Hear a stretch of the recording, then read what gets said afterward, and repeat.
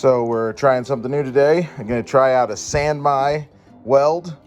What I've got here is I've got two pieces of rebar that here you can see the forge scale on that side.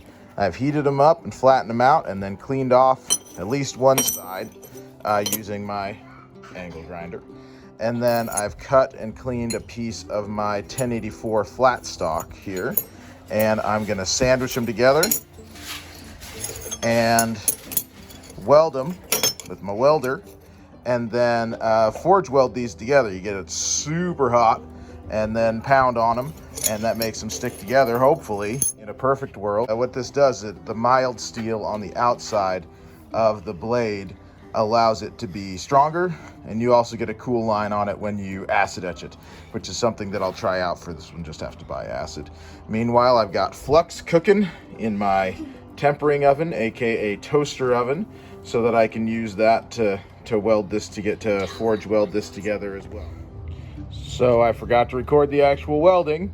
I was just a little distracted, but I've got it all welded together. It's not pretty, as is the norm with my welds so far, but hey, it is welded together now.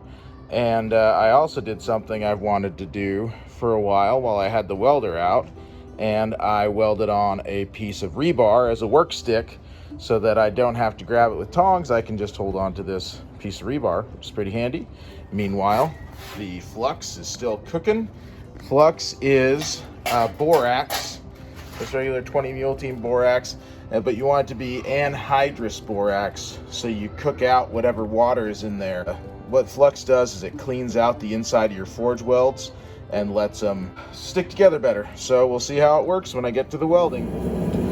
So as I said a second ago, you've got to get that metal really hot for it to forge weld. And then this first pass, it's hard to see in the high-speed video, but you hit it kind of soft the first time through, and then the second time and third time through you hit it a bit harder.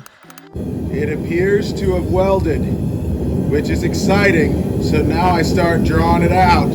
I haven't fully decided on what shape I want this to be, so we'll let the metal decide. See what happens as we go. And now we start the process of drawing out and shaping the knife, and it took longer than I expected actually. Rebar, I think, does not move as easily as some other steels, and so it took me a while to get this thing flattened out, and in hindsight I actually wish I'd flattened it out a bit more. That was me just now rounding the back of the tang, and now I'm about to start forming the point of the knife. What this ended up being is, I think they'll often refer to this as like a camp knife or a drop point hunter. It's just a pretty standard knife shape with just a pointy tip that comes pretty symmetrical from top to bottom. And then here I'm forming the choil and the bevels by pounding them. And now straightening the knife out, I dropped it, and then working on forming the tang a little bit before my phone storage filled up. And there's the fully forged out shape. Now we are removing forge scale with my angle grinder. I did a lot more of this than I'm showing in the video, and also did the final forge scale removal with my belt grinder. Now we are taking the clean blade, and I'm using my beveling jig to put in some nice clean bevels. They turned out okay on this knife, though not perfectly even, which I'm not super pleased about. But it turned out okay. Next up, we're gonna quench the knife. So heating the knife up to critical temperature. I did do a couple of thermocycles on this, before I did this, and now we're quenching in canola oil in my high quality epoxied quench tank there. And we'll take a look at the quenched blade. There it is. And then this time I decided to do what I've seen a lot of other guys on YouTube doing, which is after quenching, hand sand. So I ground to almost a smooth finish before quenching, and now I'm hand sanding afterwards to just clean off that scale. And then I'm using my grinder to clean up the edges so that they don't have scale on them. Now cutting and attaching the handle scales. I got a bunch of pieces of this black walnut stump for Christmas, so I'm pretty excited to use more of these for knife handles.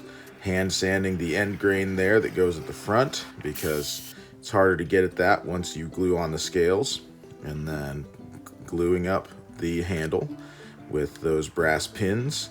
That brass pin stock has lasted me quite a while. I still got a lot left. I'm putting on a C-clamp and attaching it like crazy. The glue has now dried, so we are thinning out the scales using the grinder, and then shaping using the hand file, and not shown also using sandpaper. And that handle, I'm pretty pleased with how the handle turned out actually. Now sharpening on the whetstone, which I'm still not great at, but I did manage to get it fairly sharp this time.